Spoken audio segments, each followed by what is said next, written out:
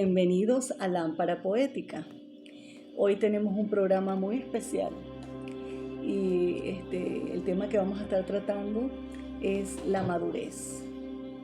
La madurez, esa etapa en la que empezamos, digo yo, o comienza por ahí como desde la mediana edad, ¿no? Para la mayoría, ¿no? Porque es un proceso que no es solamente mental, psicológico, almático, para resumir, sino también es físico, ¿verdad? Y espiritual, porque hay una madurez espiritual también. Y bueno, vamos a estar hablando de eso y vamos a ver o a constatar, porque sé que muchos de los que ven nuestro programa lo saben, que la madurez no es simplemente cabello blanco, canitas, arrugas que son preciosas y hay que darles la bienvenida, y cambios de nuestro cuerpo. Sí, y bueno, también cambios internos, hormonales, sino también un mundo de posibilidades, como dice Gustavo. Así es, Alba. Hablar de la madurez, pues implica, es un campo, un tema muy amplio. Y nosotros vamos a tratar aquí de dilucidar algunas cosas sobre ese concepto tan amplio, que tiene que ver precisamente, como tú lo has nombrado, es un proceso en el ser humano que tiene que ver en cuanto al espacio y el tiempo, porque como es un proceso, implica un estado A, un estado B, y está metido el cronos, que es el tiempo, que es el que produce en sí que nos demos cuenta de la transformación de las cosas. Si no fuese por el tiempo, pues imagínate, habría solamente una eternidad. Pero como conocemos el tiempo finito, y en ese tiempo finito hay un proceso de cambio, de manifestaciones de cambio en el ser humano, en la persona, por eso está determinado por acontecimientos que se suceden en ese amplio espectro. Y bueno, si tú le preguntas, por ejemplo, a un sociólogo, podría decirte que la madurez es un proceso de formación del individuo para hacerlo apto a la sociedad.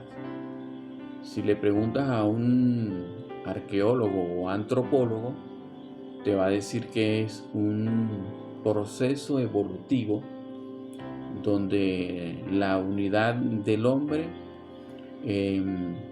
se forma y es parte de la contribución de esa, desde la genética hasta la formación y todo lo que tiene que ver con el hecho del hombre, arqueológicamente hablando. Y si le preguntamos a un psicólogo, pues nos podría definir que es simplemente un proceso en el que se debaten el conjunto de lo psíquico somático con lo cognoscitivo, que es el conocimiento. Entonces, si nada más asomamos esos tres puntos de vista, podemos ver que hay mucha tela que cortar aquí. Pero nosotros vamos a tratar de ver la madurez desde un punto de vista del desarrollo interior del hombre como persona, pero también como el aspecto intelectual en que se refiere, en cuanto a si es poeta, si es un artista. Vamos a traerlo un poco más al aspecto poético y literario de lo que es la conformación del hombre como tal. Y bueno, podemos empezar con unas citas de unos grandes literatos que hablan un poquito sobre el aspecto de la madurez. Y quiero referirme, por ejemplo, aquí tenemos a Gustave Flaubert, que es un gran escritor exitoso en su época. Dice así: los hombres de talento, al llegar a los 50 años, hacen con mucha seriedad cosas de las que a los 25 se habrían reído. ¿Qué opinas tú de ese pensamiento? ¿Por qué a los 25 se habrían reído? Bueno, porque como estamos diciendo al principio, hay cambios tan drásticos en uno, no solamente físicamente, sino mentalmente, que sí, uno en la madurez puede terminar haciendo cosas que no imaginaba Que que podría. que las iba a hacer cuando uno era joven, ¿no? Ujú. Uno cuando era joven, que le gustaba salir y bonchar, como decimos en Venezuela, pues ya a esta edad se tranquiliza, ya no Ujú. le gusta tanto eso. O sea, no estoy diciendo que todo el mundo sea así, Claro, pero hay personas que sí, pues, y yo nunca me imaginé que iba a tranquilizarme de esa ujú, manera y que es totalmente sincero, no exacto. es que me esté absteniendo de nada. No, y que eso implica un proceso de decantación en el ser humano. ¿Qué quiere decir esto? Bueno, que precisamente vamos siendo más selectivos en cuanto a la manera de pensar, a la manera de ser, porque es una construcción del ser, y también a la visión. Hay muchas cosas que deja atrás. ¿Y por qué dice él que por ejemplo se podría reír un joven? Claro, porque el joven está así plenamente lleno de todas esas pasiones que inclusive le impiden ver que está haciendo su vida y pasando el tiempo. Y como dicen algunos literatos, para llegar a ser sabio y viejo, hay que primero haber tenido que haber sido joven y estúpido. Eso lo dicen los Claro, filósofos, los literatos. Entonces ahí tiene algo que ver con eso que tú acabas de todo decir. fin tiene su principio. Así es. Proceso de cambio. Voy con la siguiente que Ujú. dice así. Este lo dice Montesquieu, otro famoso. Francés, ¿no? Ajá. Por desgracia es muy corto el intervalo entre el tiempo que se es demasiado joven y el tiempo que se es demasiado viejo. ¿Qué opinas tú de eso? Claro, la cotidianidad en algunos casos es lo que hace que de repente se vaya muy rápido el tiempo y cuando menos pensamos ya estamos mayores, ¿verdad? Un abril. La cotidianidad esa de ir al trabajo, Ujú. llevar a los niños a la escuela, hacer la comida, que no debemos dejar que esa cotidianidad nos trague, ¿no? Claro. Ujú. Porque es un proceso donde el ser humano, después de la niñez, empieza como a distraerse, viéndose ese abanico de posibilidades que es y que puede ser, y ve el mundo frente a él, entonces empieza a conquistarlo. Y en esa conquista está la distracción, que cuando se viene a dar cuenta, agarró los 30, agarró los 40, agarró los 50, y entonces ahí es donde comienza a ver que hubo un atrás, Hoy hay y un despertar, un despertar. porque sabes que hay un despertar. Ujú. Cuando uno a los 40, por lo menos en mi caso, yo sí veo una diferencia. Es más, yo suelo decir que yo comencé a madurar a los 40 años, porque hubo una amplitud para Ajá, mí mental. Y empecé como a ser más consciente de mí ya, ok. misma o de lo que pensaba o de mis decisiones. Ujú. Y uno empieza a agarrar como esa capacidad, debido a las experiencias y al tiempo que ha pasado, de decir no quiero esto, no quiero perder mi tiempo en esto. Este, y eso es muy hermoso, porque uno empieza a ser consciente de uno mismo y a decidir, Ujú. ¿no? Cuando antes simplemente se lo llevaba la corriente, ¿no? Claro, se dejaba De lo que llevar había por en el la mundo. corriente. Ujú. Y acuérdate que hay una expresión muy típica que dicen, ese hombre no ha madurado nunca, ni a los 30, ni a los 40, ni a los 50". ¿Qué opinas tú de esa expresión? Bueno, me parece cómico que Como dura, ¿no? no, sí, y yo no sé, se le implantan es al hombre. ¿Por qué Todo el será? mundo dice que la mujer madura antes. Bueno, porque yo creo que el hombre tiene como un rango de experimentación más largo. Ujú. Quiere como experimentar, O seguir conquistar, experimentando, sí, ajá. conquistar cosas, no sé, como una competencia. Ujú. Bueno, aunque eso de competitividad la tienen mujeres y hombres hoy día. Hoy Claro. día es un mundo muy competitivo. Ujú. Bueno, voy con el siguiente, Ujú. que dice así, este lo dice Papini. Después de los 30 años se ve verdaderamente lo que se vale porque se lucha con los más jóvenes. Antes de los 30 años se batalla con los viejos y la empresa es más cómoda. Cuando se tiene antes verdaderamente lo que se vale porque se lucha con los más jóvenes. ¿Por qué la lucha con los jóvenes cuando uno ya aparentemente tiene ya 30, 40, 50 años?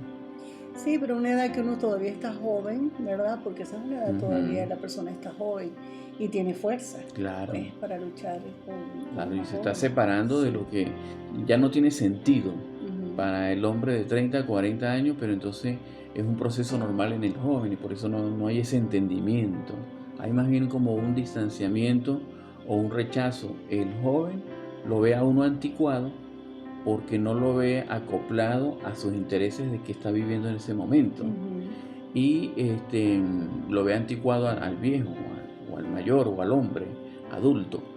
Y el hombre adulto que está entrando en la etapa de decantación, pues simplemente sabe que es un proceso, entre comillas, infantil, un proceso de desarrollo de los jóvenes que hace las cosas que verdaderamente no tienen mucho sentido para el hombre que ya está maduro o madurando.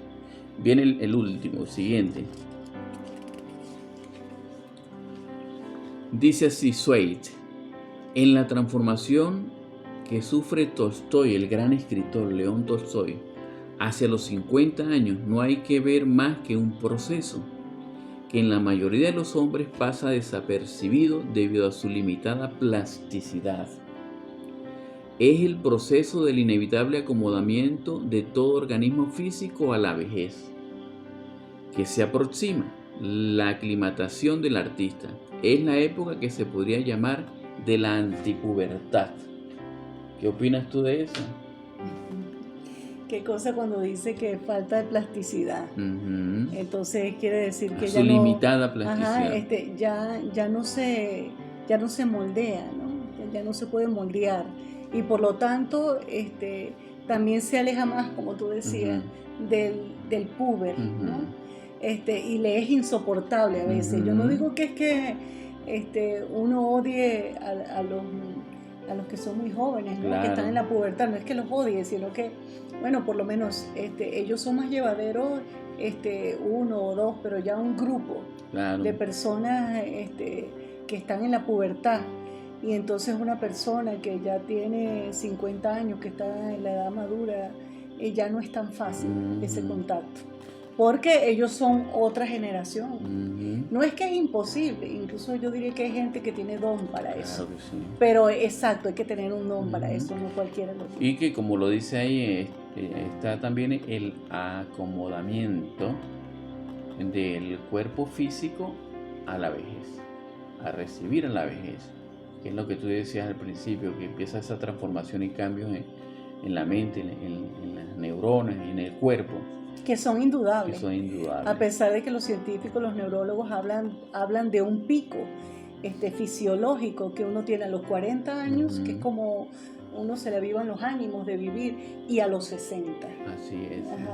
Esos de ellos hablan, y también incluso hay otro pico a los 80. Los versos o una relación entre la vida y la escritura. Muchísimo, ¿Cómo lo ves tú? Simplemente. Muy interesante, ¿no? Sí, eso tiene que ver muchísimo porque de hecho en el poeta están implícitos todos esos estados de ánimo, esas temporadas que pasa, tienen mucho que ver con lo que escriben. De hecho, en nuestras carreras, cuando uno ve literatura, siempre lo mandan a situar al escritor en su tiempo y en el hilo de la historia en el cual escribió, porque todo eso lo afecta, ¿no? Claro. Definitivamente. Nos afecta lo que nos rodea. Ahora Y lo que también experimentamos nosotros mismos, subjetivamente.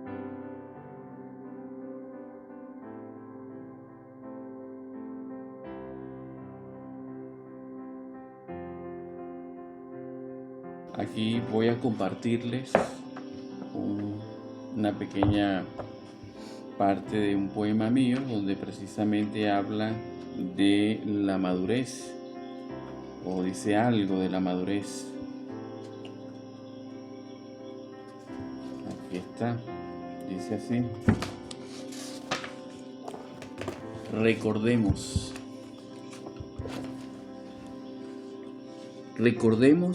sobre los escombros del pasado, y levantando nuestra cabeza, meditando en lo que somos hoy, propiciemos espacios y sueños placenteros para lo que seremos mañana. La única alternativa será desde luego que seremos mejores personas, moldeados por la experiencia y la madurez.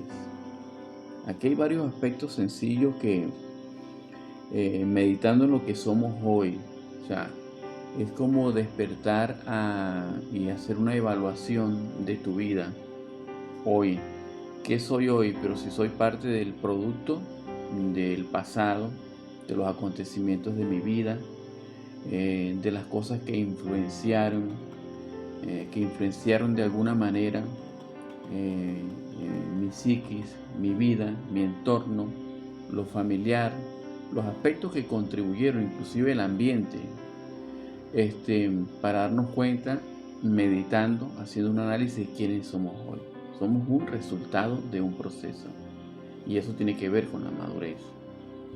Pero también dice que propiciemos espacios y sueños placenteros. ¿Qué interpretación le das tú a eso? Poeta debe propiciar...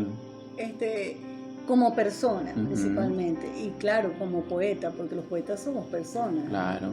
Eso es muy importante, porque creo que eso hasta determina cuánto tiempo vamos a vivir, porque una persona, está demostrado científicamente que una persona que tiene sueños, más posiblemente va a poder tener una mejor salud mental y física, ¿verdad? Aparte, claro, de otros ingredientes como siempre tener movimiento físico, pues el movimiento físico tiene mucho que ver también con la salud mental. Movimiento físico, aparte de eso de tener sueños nos da esperanzas, y eso sube las defensas. En cambio, tantas malas noticias o alimentarnos puros de malas noticias, eso baja las defensas. Estar triste baja las defensas. Entonces todo eso es importante, aunque vamos a estar hablando más adelante de un poeta, ya vamos a estar hablando de él, un poeta español, que él sufría de depresiones, pero increíblemente de esas depresiones eran como noches, ¿no? Que generaban como el tiempo propicio de un amanecer, porque en medio de toda esa depresión había un momento de lucidez y de una revelación tan hermosa en su poesía que vamos a ver. Entonces aquí yo digo en mi poema que propiciemos esos espacios para soñar, y en esa propiciación de esos estados está el crecimiento de verse como persona, ser mejores personas, evaluarse, ver de qué estamos capacitados, cuáles son nuestros dones, a quiénes servirían, ponerlos a disposición y no irse con ellos. Entonces se trata de un poco de esas cosas, de propiciar, ayudar, alentar, motivar, para que otros también puedan marcar su camino y su destino. Y sabes que yo recuerdo antes de hacer este programa que yo te pregunté a ti, que qué creías tú, que en qué consistía la madurez.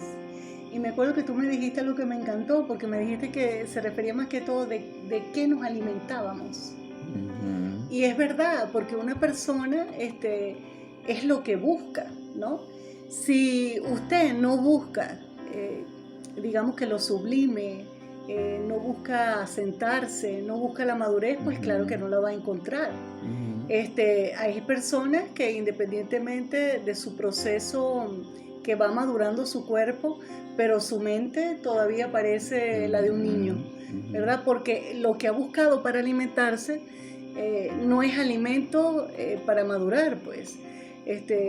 Un ejemplo, pues una persona que se la pase, bueno, sin querer ofender a nadie, pero que alimente su mente con cosas que son de adolescente, pues no va a llegar a una madurez. Y, o sea, no quiero mencionar aquí nada como para no marcar a nadie con palabras, ¿no? Pero hay tantas actividades que hoy día se practican que no son edificantes. Exacto, deben ser información y actividades que nos edifiquen mentalmente, físicamente, espiritualmente. O sea que la madurez implica el estar consciente y a la vez un recogimiento espiritual, donde el despertar de la conciencia, de vernos como seres humanos ya delastrado, apartado de muchas pasiones, que no son convenientes para el desarrollo armónico de su vida, pueda estar consciente el ser humano. Si estamos más conscientes, podemos propiciar espacios para mejor desarrollo de uno, de su entorno y de los demás. Sí, y si me permites, pues yo quisiera citar el último verso de Eclesiastés, que siempre lo recuerdo, que dice: busca a Dios antes que esos días de los cuales no tengas contentamiento vengan, ¿no? Y entonces, los días malos. Sí, yo me preguntaba, ¿cuáles son esos días de los cuales no tengo contentamiento? Y bueno, veía de personas cercanas, personas amadas, otras pues simplemente conocidas, que llega un momento de la vejez o incluso antes, ¿no? Incluso jóvenes también les ha pasado eso, que se enferman y llega un momento que ya todas las cosas que te contentaban, hasta las más pequeñas, de repente comerte un buen plato de comida, una tortica, un café, mirar el horizonte mientras te tomabas el café, ya eso no es placentero, bien sea por una enfermedad, bien sea por una situación, qué sé yo, emocional. Y entonces puede llegar un momento en nuestra vida en lo cual ya no haya contentamiento, ¿no?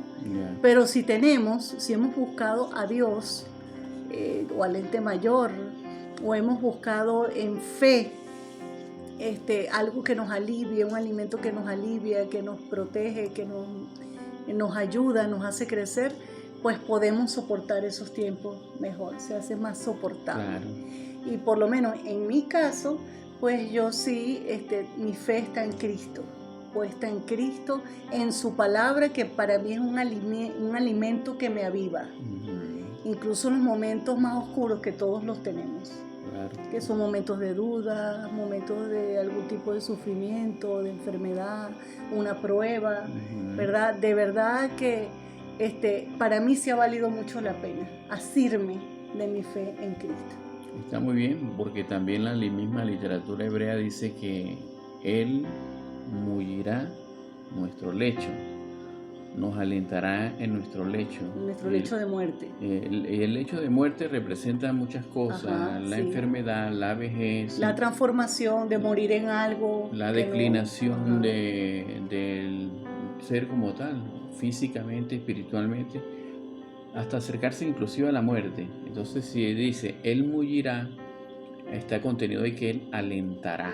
Amén. Él añadirá fuerzas, ánimo, gozo, para poder continuar hasta que cerremos el lapsus que nos corresponde, que está determinado para cada quien. Como yo digo en uno de mis versos, no me voy a morir ni antes ni después, sino cuando me corresponda, y así cada quien. Bueno, pues eso es lo que le tenía más o menos en cuanto al poema pequeño mío con respecto a la madurez.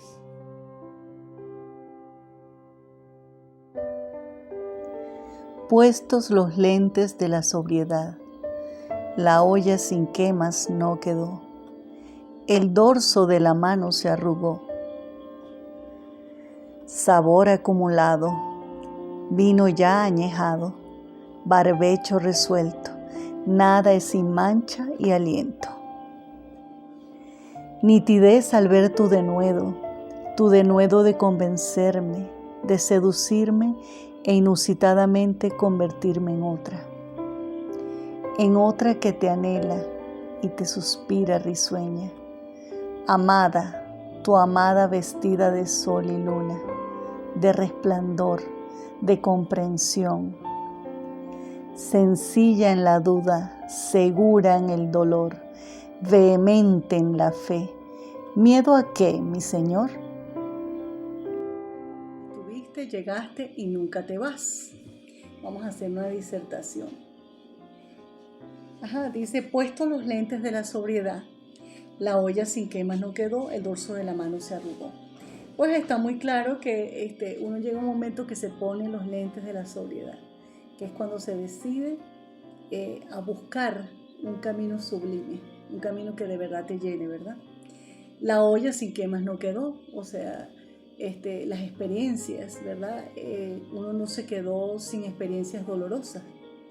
El dorso de la mano se arrugó, el tiempo pasó, llegó el tiempo de la madurez. madurez física, espiritual.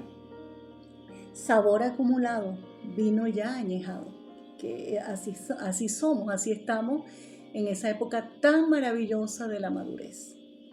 Barbecho resuelto, nada es sin mancha y aliento. O sea, lo que se sembró ya está resuelto, ¿verdad? Ya tenemos provisión. Nada es sin mancha y aliento. O sea, todo a veces el proceso conlleva a que hayan quizás cosas que no nos gusten o que las pensemos como manchas, aunque en realidad no lo sean, ¿no? Y aliento, o sea, tenemos que tener el querer como el hacer de la buena voluntad que pone Dios en nosotros para hacer las cosas. Nitidez al ver tu denuedo, y ese tú está con mayúscula porque aquí me refiero a Cristo. Nitidez al ver tu denuedo de convencerme, de seducirme e inusitadamente convertirme en otra. Porque sí, la buena información, la palabra de Dios en este caso, sí nos convierte porque renueva nuestra mente. Es como la comida, lo que usted come se va viendo el resultado de lo que come, ¿verdad? Si se cuida, pues se mantiene delgado, si no se cuida, pues engorda, hay gente que engorda con más facilidad, otros no. Lo mismo es la comida espiritual, la comida mental, ¿verdad? Y dice tú de nuevo de convencerme porque uno siente una presencia espiritual que nos lleva, ¿no? Y sí, uno se convierte en otro porque viene una renovación mental y eso cambia todo. De hecho, son decisiones que nosotros tomamos para renovarnos o no. Hay gente que lo que hace es, no se renueva, sino que más bien es como si se embasurara, ¿no? Con lo que consume mentalmente, almáticamente e espiritualmente. Y espiritualmente, dice convertirme en otra que te anhela y te suspira risueña. O sea, ya hay una actitud de descanso en Dios, descanso en Cristo, en su palabra. Amada, tu amada vestida de sol y luna, porque seguimos teniendo esos momentos iluminados y esos momentos sombríos, pero nos sentimos amados. Yo me siento la amada de Dios. Y dice de resplandor, de comprensión, vestida de todo esto, estos dones, ¿no? Sencilla en la duda, segura en el dolor, vehemente en la fe, porque después de ver todos estos bellos resultados, ¿cómo no vamos a ser vehementes en la fe? ¿Miedo a qué, mi Señor? O sea, ¿qué le puedo tener miedo? Teniendo al Todopoderoso de mi lado. Eso es, pues, lo que quería decir en este poema. Bueno, Alma, y ahora vamos a hablar de este insigne poeta español, Juan Ramón Jiménez, fabuloso poeta, premio Nobel en 1956. Nace en Moguera, una provincia de España. ¿Y qué podemos decir? Que era un niño de clase media alta, porque sus padres estaban vinculados a la industria del vino, y eso les dio como resultado que pudiera tener una buena educación, una buena formación, y su familia pues era pudiente, y esto implicó que él se pudiera acercar con facilidad a las mejores instituciones educativas y por lo tanto desarrollar esa parte intelectual. Y bueno, tuvo una vida marcada por el sufrimiento emocional, porque caía en depresiones. Desde muy joven. Desde muy joven le persiguieron, ese fue el fantasma. Pero hubo una mujer maravillosa que fue su esposa, Zenobia. Ajá, criada en Estados Unidos. Criada en Estados Unidos, que fue como su ángel de la guarda, y una mujer con mucho temple también, pedagoga, una profesora de letras y también. de letras, de literatura.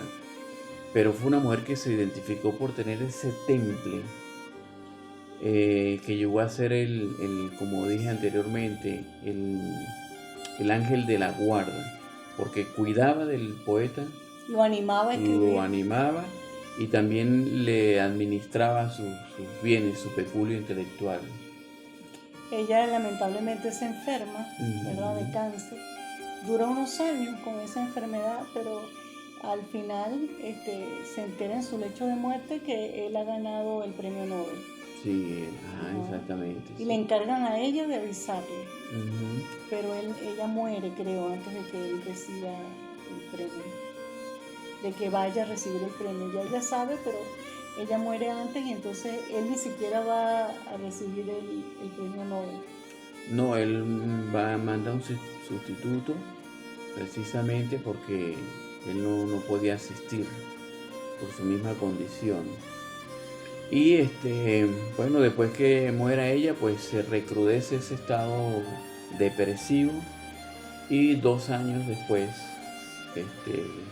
cae en depresión y muere también. Y pasa cosas dolorosas porque tiene hasta una fractura de cadera. Sí, en 1956. El Y premio Nobel y la esposa creo que llama a la familia antes de morir para que lo busquen y él no quiere lo regresar ayuda a y lo España. cuida. Y bueno, es en San Juan de Puerto Rico, el 29 de mayo de 1958, 2 años después que le dieron el premio Nobel, que fallece nuestro insigne poeta Juan Ramón Jiménez. Por cierto, yo quería hablar de una anécdota así cortico, que las pasiones esas que despierta un poeta, ¿no? De una amiga de Zenobia, la esposa. Ajá, de la esposa de él, que era escultora, ¿no?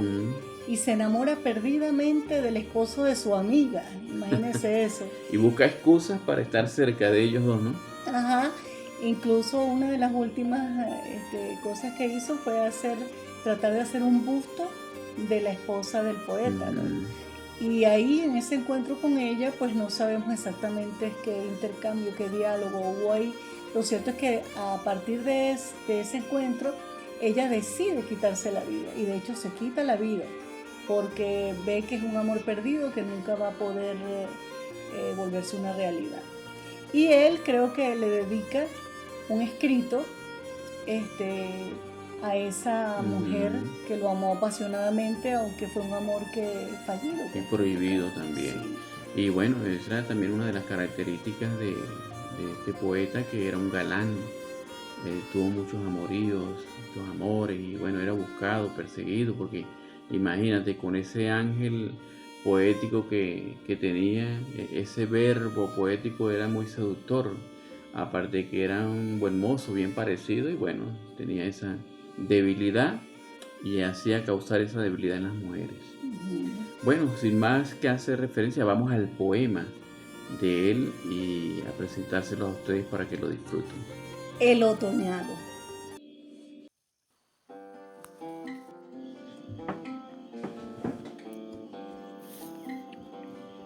Estoy completo de naturaleza, en plena tarde de áurea madurez, alto viento en lo verde traspasado. Rico fruto recóndito, contengo lo grande elemental en mí, la tierra, el fuego, el agua, el aire, el infinito. Chorreo luz, doro el lugar oscuro, transmito olor, la sombra huele a Dios, emano son, lo amplio es honda música, filtro sabor, la mole bebe mi alma, deleito el tacto de la soledad. Soy tesoro supremo, desasido, con densa redondez de limpio iris, del seno de la acción, y lo soy todo. Lo todo que es el colmo de la nada, el todo que se basta y que es servido de lo que todavía es ambición.